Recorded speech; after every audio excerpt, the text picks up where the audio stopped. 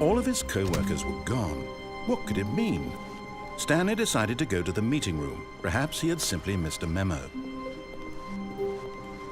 When Stanley came to a set of 2 open doors, he entered the door on his left.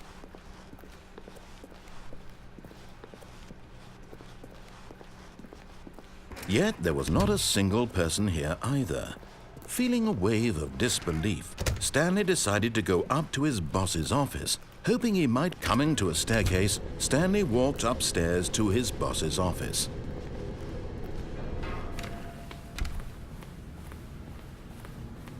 Here's the door, just go.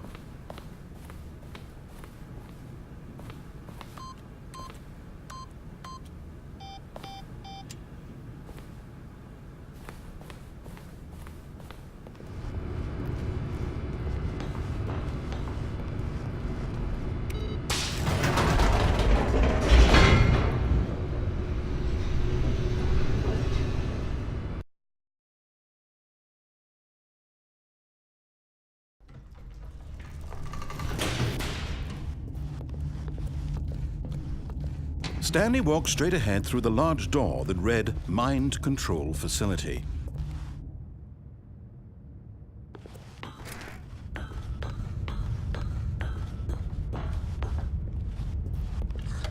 The lights rose on an enormous room packed with television screens. What horrible secret did this place hold? Stanley thought to himself. Did he have the strength to find out?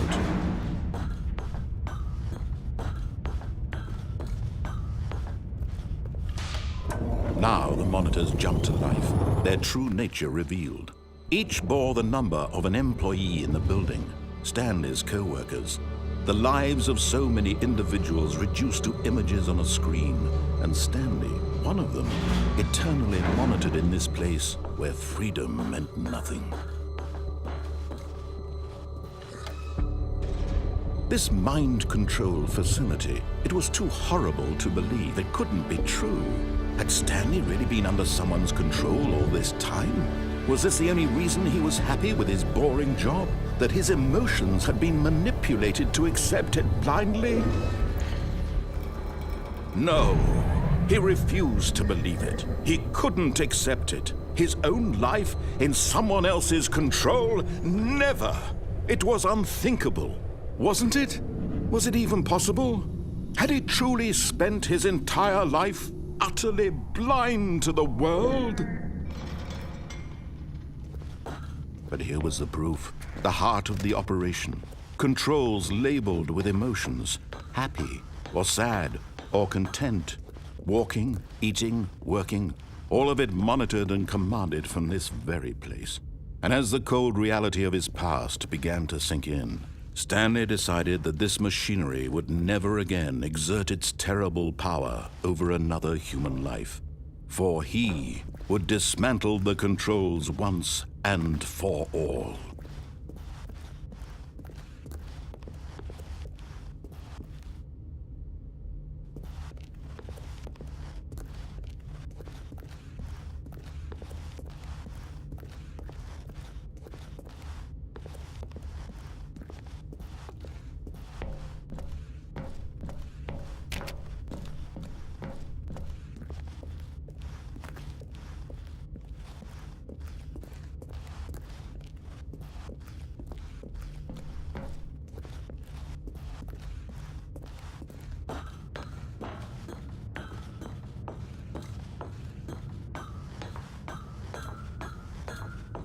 And when at last he found the source of the room's power, he knew it was his duty, his obligation, to put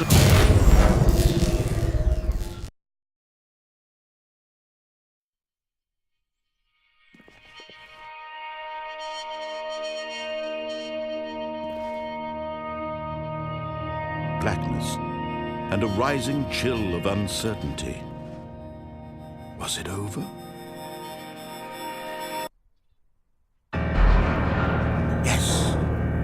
He had won. He had defeated the machine, unshackled himself from someone else's command. Freedom was mere moments away. And yet, even as the immense door slowly opened, Stanley reflected on how many puzzles still lay unsolved.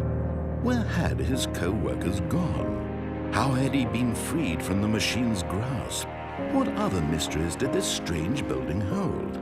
But as sunlight streamed into the chamber, he realized none of this mattered to him, for it was not knowledge or even power that he had been seeking, but happiness. Perhaps his goal had not been to understand, but to let go. No longer would anyone tell him where to go, what to do, or how to feel. Whatever life he lives, it will be his. And that was all he needed to know. It was perhaps the only thing worth knowing. Stanley stepped through the open door.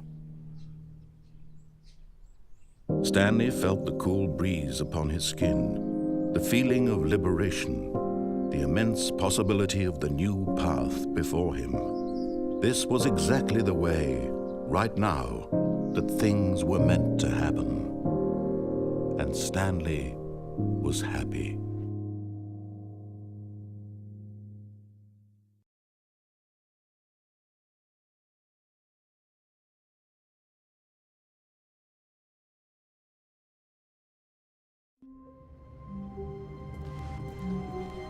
The meeting room. Yes, that's where everyone would be. Stanley just needed to get to the meeting room, and from then on, he would never be alone ever again.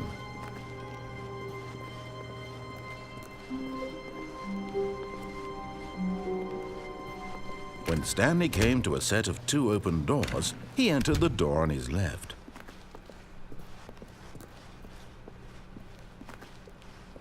Yet there was not a single person here either. Feeling a wave of disbelief, Stanley decided to go up to his boss's office, hoping he might find an answer. Coming to a staircase, Stanley walked upstairs to his boss's office.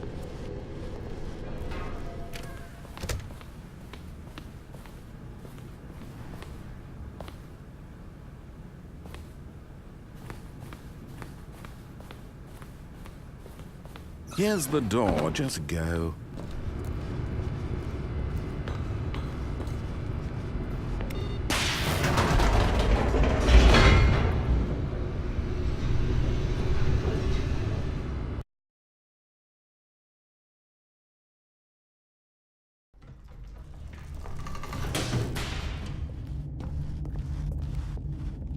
Stanley walked straight ahead through the large door that read Mind Control Facility.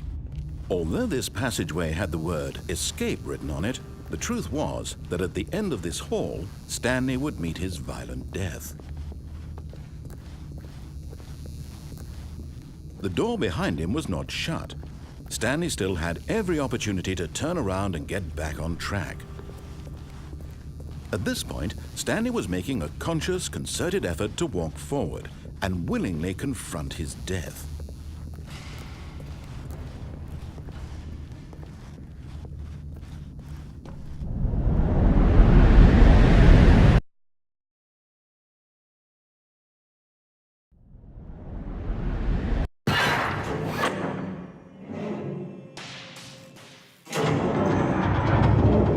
As the machine whirred into motion and Stanley was inched closer and closer to his demise, he reflected that his life had been of no consequence whatsoever.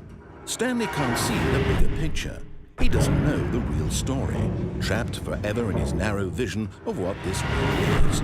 Perhaps his death was of no great loss, like plucking the eyeballs from a blind man. And so he resigned and willingly accepted this violent end to his brief and shallow life. Farewell, Stanley.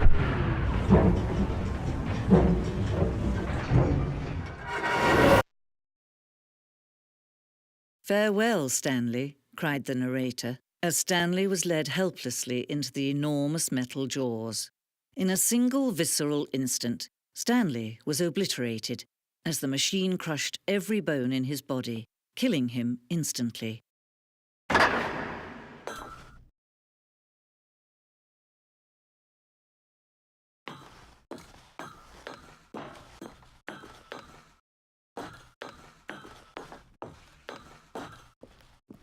And yet it would be just a few minutes before Stanley would restart the game, back in his office, as alive as ever. What exactly did the narrator think he was going to accomplish?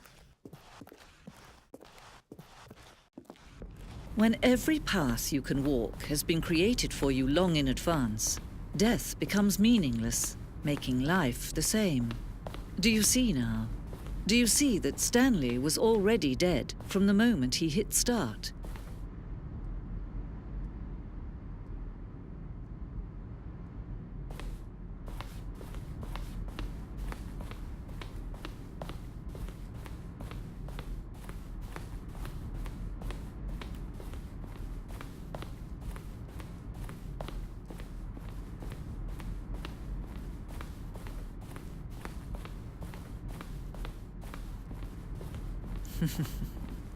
Oh, look at these two. How they wish to destroy one another. How they wish to control one another. How they both wish to be free. Can you see? Can you see how much they need one another? No, perhaps not. Sometimes these things cannot be seen. But listen to me. You can still save these two. You can stop the program before they both fail. Push escape and press quit. There's no other way to beat this game. As long as you move forward, you'll be walking someone else's path. Stop now and it'll be your only true choice. Whatever you do, choose it. Don't let time choose for you. Don't let time choose.